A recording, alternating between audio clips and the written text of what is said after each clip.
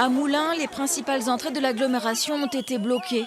Au pont Rège-Morte, qui donne accès au centre-ville, plus de 200 manifestants ont mis en place un barrage filtrant. Et c'est de l'autre côté de ce pont qu'une manifestante a été renversée en début d'après-midi. Elle est blessée léger. Cette dame était dans la légalité, elle traversait le passage Clouté, elle traversait. Elle n'était pas arrêtée, elle traversait. La voiture est venue la percuter. Elle l'a voulu, à mon avis, forcer, rentrer en force. Et parmi les gilets jaunes, toujours cette même colère. Moi je suis comme tous les autres, avec un gros ras-le-bol, et puis c'est tout. On n'en peut plus, ils nous pompent de trop.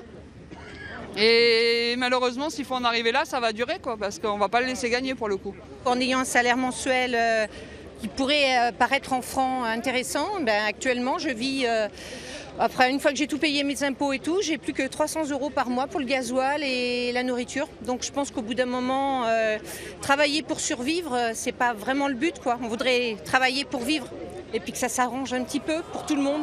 Au rond-point qui donne accès à la RCEA à Toulon-sur-Allier, une centaine de manifestants chantent la Marseillaise.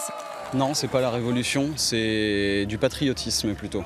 Parce qu'on aime notre pays, après on n'aime pas du tout la façon dont il est géré. Les décisions qui sont prises sans l'accord du peuple.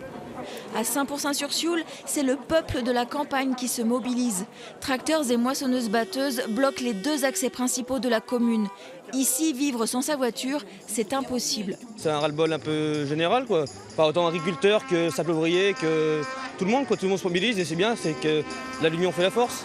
À Montluçon, les Gilets jaunes ont surtout ciblé les centres commerciaux et les stations-service.